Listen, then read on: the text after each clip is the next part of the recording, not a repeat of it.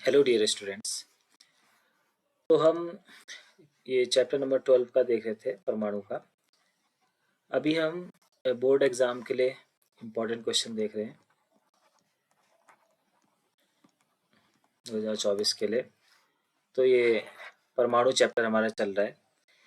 इसमें मैंने कुछ क्वेश्चन ले रखे हैं जो कि इस बार के सैम्पल क्वेश्चन पेपर में भी आए थे।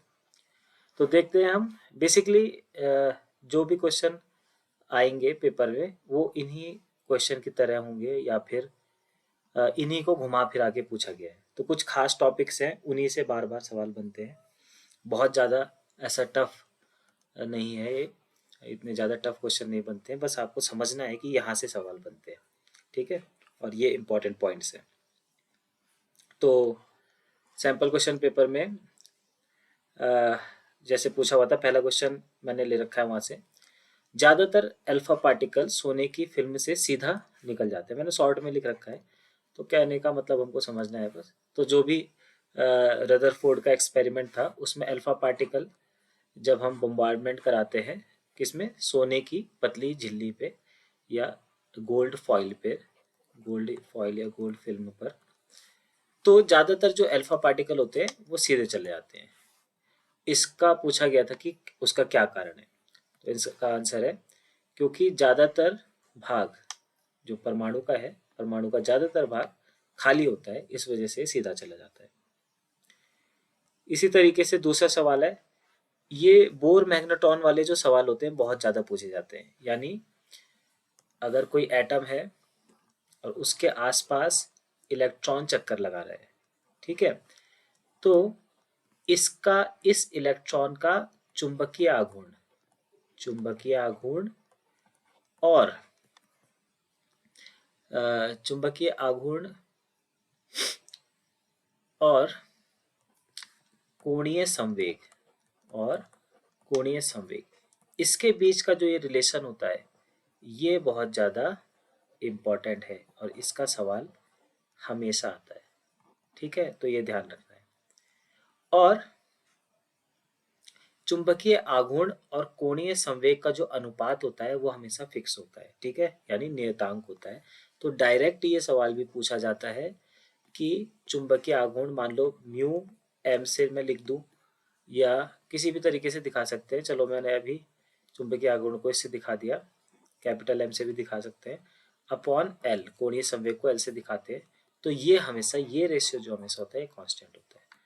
और इसका मान अभी मैं यहाँ बताता हूँ इस वाले क्वेश्चन में। तो ये क्या पूछा गया है, इलेक्ट्रॉन का कोणीय संवेग एल है, ठीक है, तो नाभिक के चारों ओर घूमने पर इसका चुंबकीय आघूर्ण कितना होगा। तो यही वाला फॉर्मूला बना के दे रखा है इन्होंने। तो फॉर्मूला क्या होता है, mu M upon L is equal to E upon 2m। यहाँ पे कुछ और भी लिखा हो सकता है चुंबकीय आघूर्ण के लिए, कैपिटल एम भी हो सकता है, ठीक। तो यहाँ पे मैं लिख देता हूँ कि ये चुंबकीय आघूर्ण की बात कर रहा हूँ मैं। तो इलेक्ट्रॉन अगर अपनी ऑर्बिट में घूम रहा है तो घूमते वक्त इसका चुंबकीय आघूर्ण और उसका कोणीय संवेग का अनुपात ये होता है ई अपॉन 2m। और साथ ही अगर हमसे सिर्फ यहाँ पे क्या पूछा गया है इस सवाल में, इसमें पूछा गया है कि चुंबकीय आघूर्ण कितना होता है, तो हम इस एल को इधर ले जा लेंगे तो हमारे पास फॉर्मूला बन जाएगा ई एल अपॉन 2m, ठीक है। तो ये इसका आंसर हो जाएगा। अब तो ये आपको ध्यान रखना है, चुंबकीय आघूर्ण और ये कोणीय संवेग का जो रिलेशन होता है किसी इलेक्ट्रॉन के लिए, ये बहुत ज़्यादा इम्पोर्टेंट है। और जो ये म्यू एम अपन एल मैंने बताया कि इन दोनों का जो रेशियो है यह हमेशा नियत होता है। और नियत होता है तो इसका डायरेक्ट हमको जो न्यूमेरिकल मान होता है, ठीक है, यानी अंकों में जो इसका मान आता है वो भी पूछा जा सकता है। नहीं भी पता है तो ई का मान जो होता है, ठीक है, इलेक्ट्रॉन का आवेश और इलेक्ट्रॉन का मास, ठीक, इसको डिवाइड कर दोगे तो ये मान मिल जाएगा। अगर ये ना मान नहीं भी याद है तो भी ये उसमें दिए जाते हैं, जो पेपर होता है उसके शुरुआत में दिए जाते हैं, तो इसको डिवाइड करके आप निकाल सकते हैं। फिर बात आती है तीसरा सवाल, क्वेश्चन नंबर 3। कोई इलेक्ट्रॉन है वो nth ऑर्बिट में घूम रहा है और ये हाइड्रोजन एटम की बात हम कर रहे हैं, ठीक है। हाइड्रोजन एटम में एक इलेक्ट्रॉन है जो कि nth ऑर्बिट में है। उसकी एनर्जी दी गई है -13.6/n² इलेक्ट्रॉन वोल्ट में। तो हम ये बोर मॉडल में पढ़ते ही थे कि किसी भी कक्षा में यानी nवी कक्षा में जो इलेक्ट्रॉन है, ठीक, उसकी कुल ऊर्जा कितनी होगी वो हम इस तरीके से निकाल सकते हैं। ये फॉर्मूला होता है। फिर इसमें क्वेश्चन पूछा गया है कि नेगेटिव साइन क्या बताता है। इसमें नेगेटिव साइन क्या बताता है? तो इसका आंसर होगा इलेक्ट्रॉन नाभिक से बंधा हुआ है, ये बताता है। ठीक है, क्योंकि हम जो एनर्जी होती है उसको हमेशा नेगेटिव में लेते हैं। उसका कारण ये है कि इलेक्ट्रॉन नाभिक से बंधा है। ठीक है, और इसको अगर आपको बाहर निकालना है, इलेक्ट्रॉन को नाभिक से बाहर निकालना है, तो आपको पॉजिटिव में ऊर्जा देनी पड़ेगी, तब जाके ये इलेक्ट्रॉन बाहर निकलेगा। ठीक है, तो ये भी इम्पोर्टेंट चीज़ है और ये फॉर्मूला भी काफ़ी इम्पोर्टेंट है, इसका भी ध्यान देना है, ये वाला फॉर्मूला। ठीक, बहुत सवाल बनते हैं इस पे। इसके बाद आता है पहली उत्तेजित अवस्था में हाइड्रोजन परमाणु ई की ऊर्जा -3.4 इलेक्ट्रॉन वोल्ट है। तो इसमें हमको बताना है कि काइनेटिक एनर्जी कितनी होगी, पोटेंशियल एनर्जी कितनी होगी, और तीसरा सवाल इसमें दे रखा है कि अगर जीरो पोटेंशियल एनर्जी यानी जीरो स्थितिज ऊर्जा का बिंदु हम बदल दें। ठीक है, अभी अभी हम क्या मानते हैं? अभी हम ये मानते हैं कि मान लो ये नाभिक है और यहाँ पे इलेक्ट्रॉन है, तो इसके पास कुछ ना कुछ पोटेंशियल एनर्जी है। तो इसकी पोटेंशियल एनर्जी जीरो कहाँ होगी? इसकी पोटेंशियल एनर्जी जीरो होगी इन्फिनिटी पर। ठीक है, यही मानते हैं ना। तो हम क्या कह सकते हैं, क्वेश्चन में क्या दिया गया है कि अगर इस जीरो वाले पॉइंट को हम बदल दें, यानी इनफाइनाइट में अभी हम जो जीरो मानते हैं उसको बदल के कहीं और जीरो मान लें, तो क्या बदलेगा? क्या के ई बदलेगा या पी ई बदलेगा? ठीक है, ये सवाल है। तो प्रथम उत्तेजित अवस्था जो हाइड्रोजन की है, इसका मीनिंग क्या है? इसका मीनिंग ये है कि पहली कक्षा में इलेक्ट्रॉन है। ठीक है, तो अगर इलेक्ट्रॉन पहली कक्षा में है तो हम बोलेंगे कि पहली उत्तेजित अवस्था में। ठीक है, अब हम देखते हैं, इसको हम ग्राउंड स्टेट भी कह सकते हैं। ठीक है, ग्राउंड स्टेट भी कहते हैं इसे। के ई जो होती है वो हमेशा माइनस ऑफ टोटल एनर्जी होती है, और पीई जो होती है यानी यू, इसको हम के से लिख सकते हैं, और जो यू होती है वो माइनस ट्वाइस ऑफ ये होती है काइनेटिक एनर्जी। ठीक है, इस तरीके से हम इसको निकाल सकते हैं। तो हमको क्या दे रखा है? एनर्जी कितनी दे रखी है?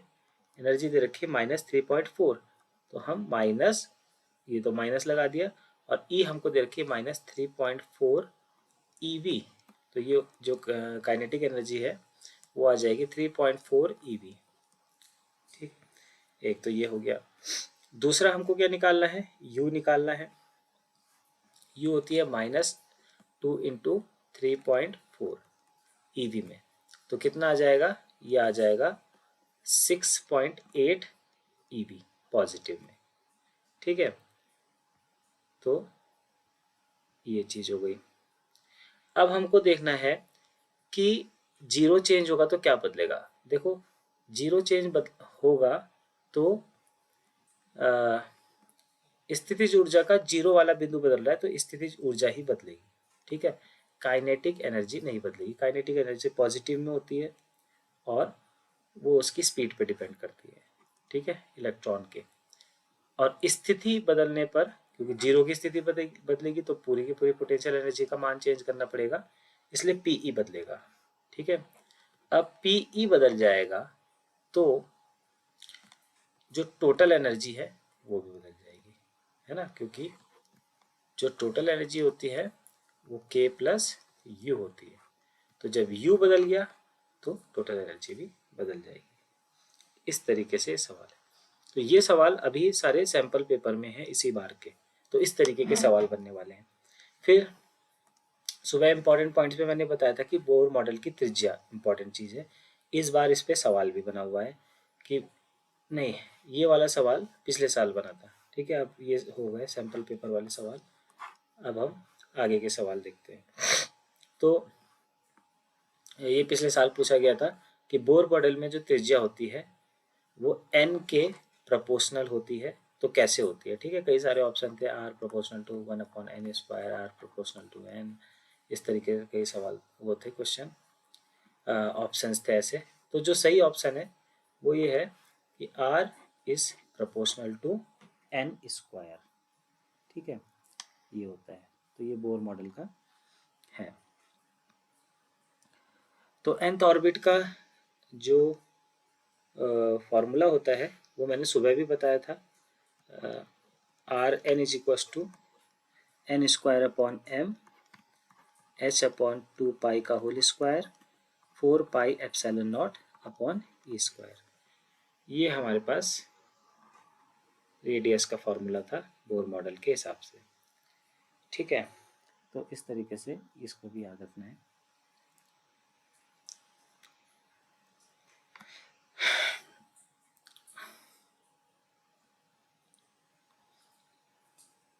फिर हमारे पास है, देखो क्या सवाल दे रखा है। हाइड्रोजन परमाणु का ही जनरली जो क्वेश्चन बनेंगे वो हाइड्रोजन परमाणु पे ही बनेंगे इस चैप्टर से। तो हाइड्रोजन परमाणु का इलेक्ट्रॉन निम्नतम अवस्था से n इज इक्वल टू 5 पर आता है। ठीक है, तो फोटोन की तरंग दैर्ध्य हमको बतानी है। तो क्या है, इस तरीके से है। ठीक है,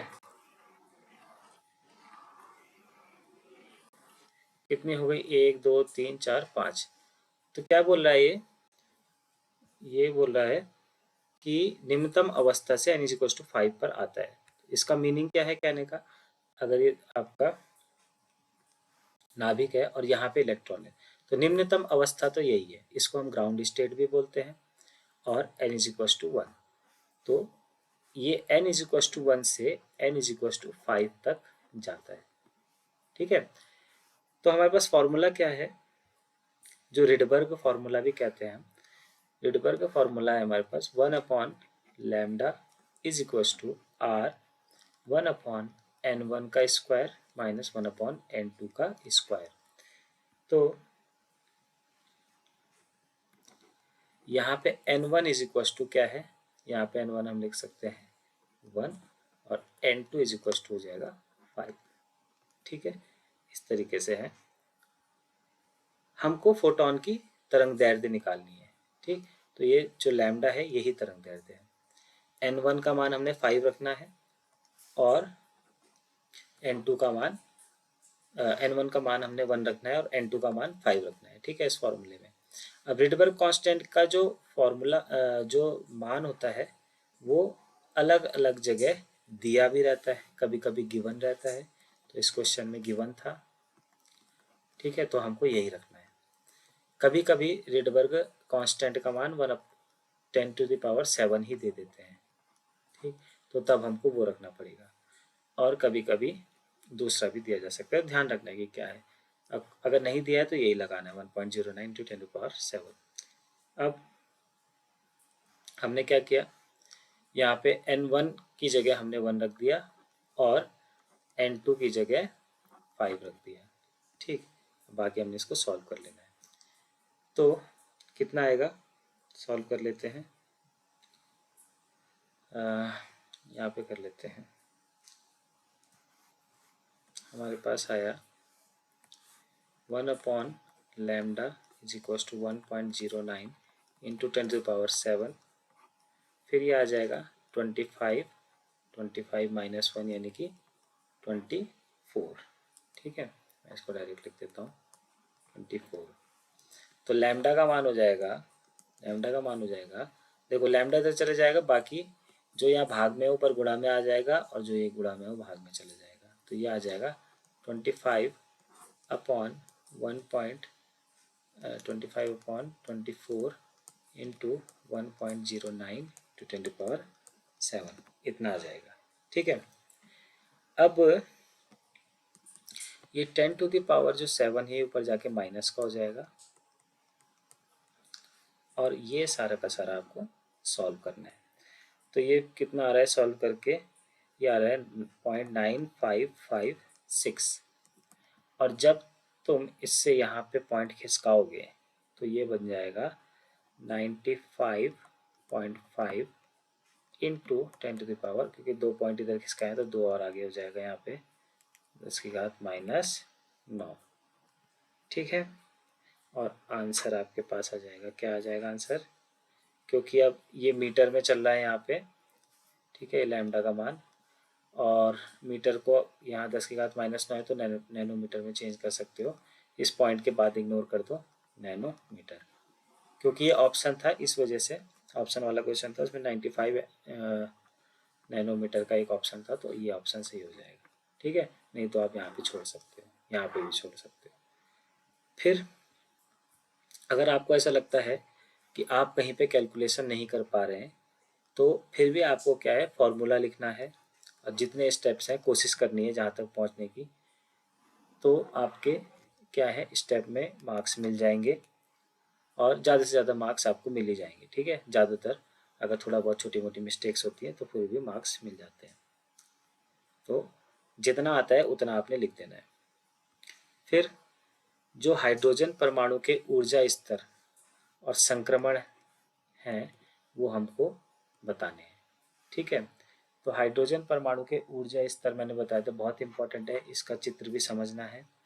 और जो सीरीज होती है लाइमन, बामर, पास्चन, ब्रैकेट, फुंडी, ये सारी की जो सीरीज होती हैं, ठीक, वो आपको याद रखनी है। सुबह मैंने इससे पहले जो मैंने इसमें एक वीडियो बनाया था उसमें बताया था कि कैसे इसको याद रख सकते हैं।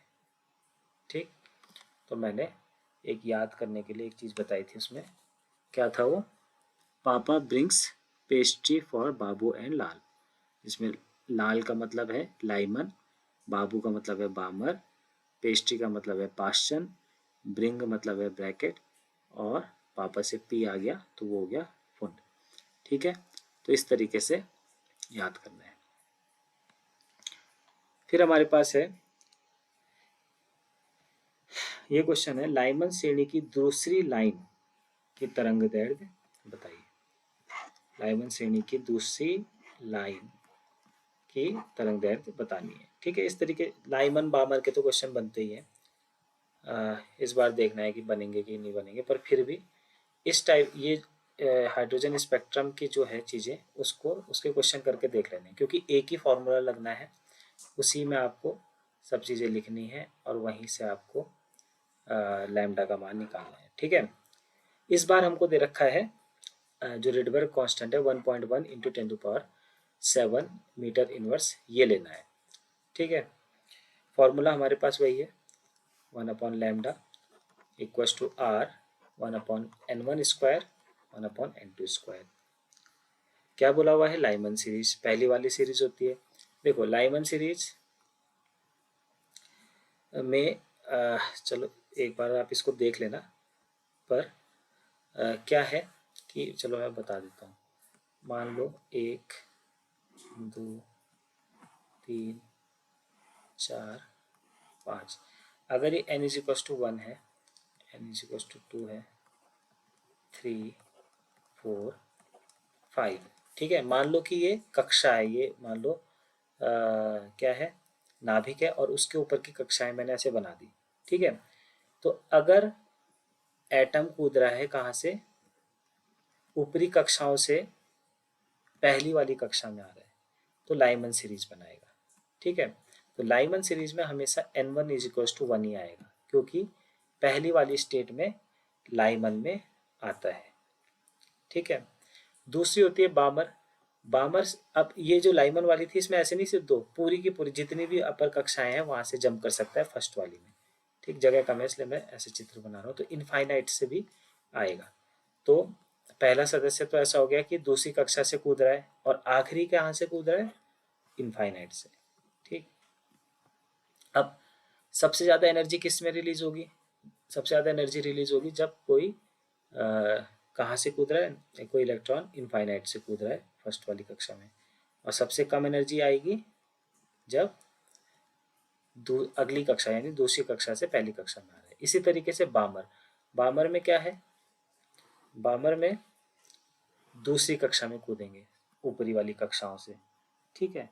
उसके बाद है पाश्चन, पाश्चन में तीसरी वाली कक्षा में कूदेंगे, ठीक। उसके बाद है ब्रैकेट, ब्रैकेट में चौथी वाली में कूदेंगे, और उसके बाद है फुंडस में पांचवी में कूदेंगे, ठीक है।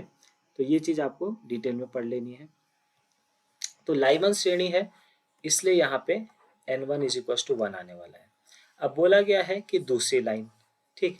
तो फर्स्ट कहाँ से कूद रहा है, पहली वाली जो लाइन बनेगी वो बनेगी दूसरी कक्षा से पहली कक्षा में कूदने पर, तो n2 इज इक्वल टू 2 है। पर हमको लेनी है दूसरी लाइन जिसमें n3 से कूदेगी पहली वाली में, तो दूसरी लाइन के लिए हम क्या लेंगे, n2 इज इक्वल टू 3। अब इससे आगे हमको सॉल्व करना है, तो सॉल्व कर लेते हैं, ठीक है। मैं यहाँ कर लेता हूँ। तो हमारे पास क्या क्या दे रखा है, एक मिनट देख लेते हैं। लाइमन श्रेणी की दूसरी लाइन और रीपर कांस्टेंट दे रखा है, दो चीजें दे रखी है। तो 1 upon lambda is equal to, यहाँ पे रेड पर कांस्टेंट आएगा 1.1 इंटू 10⁻⁷ ये दे रखा है वहाँ पे, और 1/1 माइनस 1 अपॉन बोला हुआ था ये, ठीक है। दूसरी वाली थी तो n2 इज इक्वल टू लेना है 3, ठीक है। इसको सॉल्व कर लेंगे, 1.1 इंटू 10⁻⁷, देखो ये 9 हो जाएगा, तो 9 माइनस 1 ये हो जाएगा 8, ठीक है। ये हो गया 1 अपॉन लैम्डा, तो लैम्डा इज इक्वल टू हो जाएगा 9 अपॉन 8 इंटू 1.1 इंटू 10⁻⁷। फिर इसको मैं इससे मल्टीप्लाई कर दूंगा तो ये 8.8 हो जाएगा, फिर 9 अपॉन 8.8 को आपने सॉल्व करना है और ये ऊपर आके माइनस का हो जाएगा, तो लैम्डा इज इक्वल टू हो जाएगा, इसको सॉल्व करके जो आएगा वो आएगा 1.023 इंटू 10⁻⁻7, ठीक है। अब मैं 3 अंक इधर खिसकाऊंगा तो यहाँ नेगेटिव में 3 बढ़ जाएगा, यानी कि ये हो जाएगा 10 की घात -10, और 10 की घात -10 मीटर होता है एंगस्ट्रॉम, तो आंसर एंगस्ट्रॉम में आ जाएगा इतने एंगस्ट्रॉम, ठीक है। तो ये आंसर हो जाएगा। तो इस तरीके से सवाल करना है, समझने की बात है। सवाल अच्छे से अगर आपके समझ में आ गया है सवाल तो कोई दिक्कत की बात नहीं है, ठीक है। अब देखो डेटा इस वाले क्वेश्चन में हमारे पास इतना है। अब क्वेश्चन कैसे भी पूछा जा सकता है, मान लो आपके पास एक हाइड्रोजन एटम है, उसमें इलेक्ट्रॉन है, उसमें नौवीं क्या है, 5वीं कक्षा से पहली कक्षा में इलेक्ट्रॉन आ रहा है, और 5वीं कक्षा से दूसरी कक्षा में इलेक्ट्रॉन आ रहे हैं। तो जब इस वाले केस में भी क्या होगा, फोटॉन्स निकलेंगे, ठीक है, फोटॉन निकलेंगे, और इस वाले केस में भी फोटॉन निकलेंगे, है ना, लाइट निकलेगी। तो दोनों के लिए हमको बताना है कि तरंग दैर्ध्य कितनी है, और इन दोनों के लिए तरंग दैर्ध्य का अनुपात हमको निकालना है, ठीक है। तो किसी भी तरीके से पूछ सकते हैं, इस लैंग्वेज बनाने की बात है। तो 2 ट्रांजिशन है, दोनों ट्रांजिशन के लिए हमको लैम्डा निकालनी है, और हमको दोनों लैम्डा का अनुपात निकालना है, ठीक है। ये ध्यान रखना है, कभी अनुपात के ज़्यादा सवाल पूछ देते हैं, ये देख लेना है कि अनुपात निकालना है कि सिर्फ लैम्डा निकालना है, ठीक है। तो फर्स्ट केस में हमने क्या रखा, फर्स्ट केस में हमने रखा n1 की जगह 1 और n2 की जगह 5, ठीक। तो ये कितना आ जाएगा, सॉल्व कर लेते हैं। r ये आ जाएगा हमारे पास 1/1 माइनस 1/25, r 24/25 ये आ जाएगा, और यहाँ पे कितना आ जाएगा, r ये आ जाएगा 4 माइनस 25, ठीक। r ये आएगा, ये तो 100 आएगा, और ऊपर 25 माइनस 4 कितना आया, r 21/100, ठीक है। इतना आ गया। अब इसको सॉल्व कर लेना है और आंसर आ जाएगा।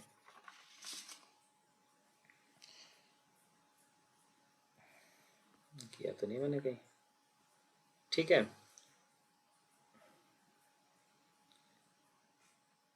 25 तो अब अनुपात निकालना है हमको, तो मैं निकाल देता हूँ, जैसा भी होगा तब देख लेंगे। 1/λ1/1/λ2, ये आ गया R/24/25, और ये आ गया R/, ये तो सॉल्व करें 21/100, ये आ गया। R से R कट जाएगा और ये होगा 25 × 100, और ये आ जाएगा 3×24 और ये हो जाएगा 7×21। ठीक है, फिर इसको सॉल्व कर सकते हैं हम।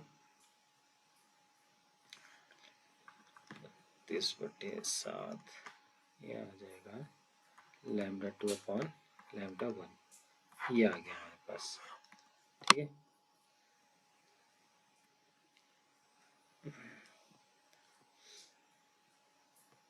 इस तरीके से तो ये रेशियो आ गया, ये आंसर है। आगे बाकी हमको ऑप्शन देखने पड़ेंगे, अगर ऑप्शन है, नहीं ऑप्शन है तो यहीं पे कर देंगे। ये देखना है किसका अनुपात किसके साथ निकालना है, λ2/λ1 निकालना है या λ1/λ2 निकालना है, ये देख लेना है। फिर अगला एक सवाल बनता है आयनन ऊर्जा। ठीक है, तो आयनन ऊर्जा पे कई बार सवाल आ जाता है, और इस वाले पर्टिकुलर क्वेश्चन में पूछा गया था कि हाइड्रोजन परमाणु के लिए आयनन ऊर्जा कितनी होती है। तो आयनन ऊर्जा का मतलब ये है कि इलेक्ट्रॉन को परमाणु से बाहर निकाल देना है। ठीक है, और उसके लिए जितनी एनर्जी हमको चाहिए उसी को हम आयनन ऊर्जा कहेंगे। ठीक, तो हम जानते हैं कि इसमें जो हाइड्रोजन एटम होता है उसमें ग्राउंड स्टेट में अगर कोई एटम है तो उसके पास -13.6/1 यानी 1² इतनी ईवी एनर्जी होती है। ठीक है, इतनी इसकी पोटेंशियल एनर्जी है। और अगर आपको इसको इनफाइनाइट पे ले जाना है जहाँ पे इसकी पोटेंशियल एनर्जी 0 हो जाए, तो आपको इतनी ही पॉजिटिव में देनी पड़ेगी एनर्जी। ठीक है, तभी जाके ये 0 होगी। तो बाहर निकालने के लिए आपको जिस भी ये स्टेट पे होगी, जिस भी कक्षा में ये होगी, उस कक्षा के एनर्जी के बराबर आपको पॉजिटिव में एनर्जी देनी होगी, वही उसकी आयनन ऊर्जा होगी। तो हाइड्रोजन के लिए जो आयनन ऊर्जा होती है वो 13.6 होती है। फिर अगला सवाल है, बामर श्रेणी की अधिकतम व निम्नतम आवृत्ति का अनुपात निकालना है। ठीक है, तो अधिकतम आवृत्ति और न्यूनतम आवृत्ति को समझना है ढंग से। देखो, अधिकतम जो मैक्सिमम आवृत्ति यानी फ्रीक्वेंसी है वो आपको बताएगी मैक्सिमम एनर्जी। समझ रहे? ठीक है, तो अगर मान लो सबसे दूरी से आ रहा है, ठीक, सबसे दूरी यानी एनर्जी गैप ज़्यादा है, एनर्जी गैप ज़्यादा है, तो इस वाली कंडीशन में जो फ्रीक्वेंसी आएगी वो हमेशा मैक्सिमम फ्रीक्वेंसी आएगी।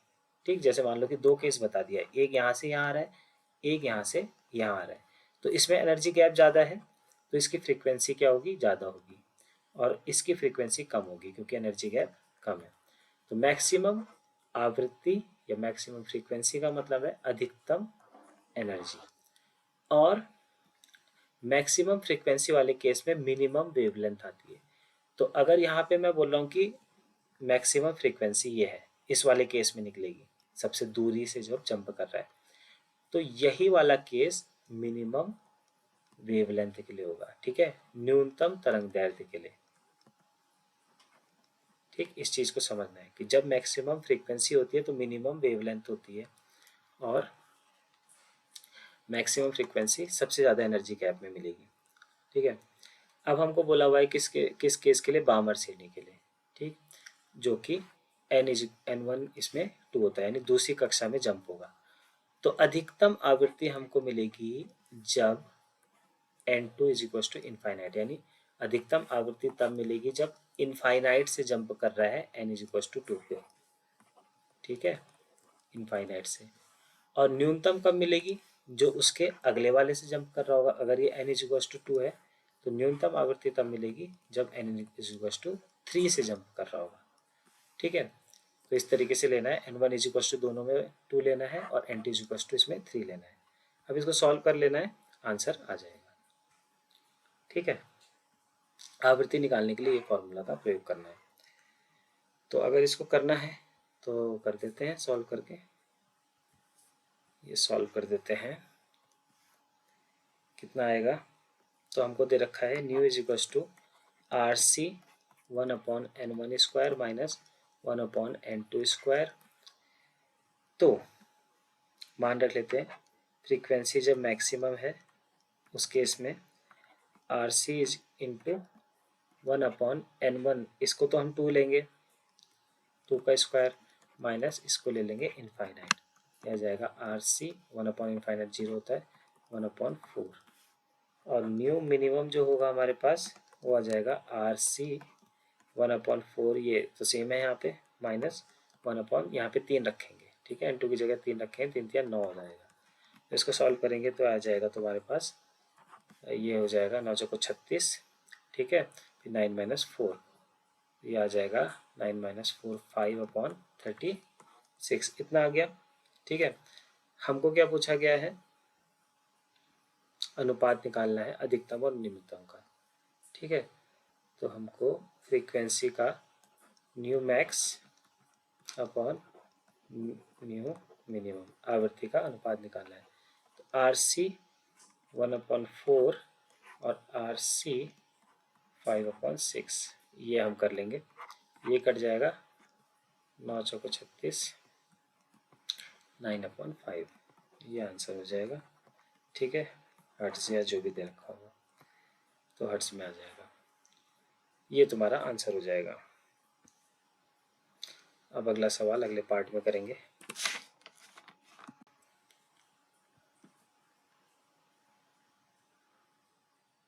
हेलो।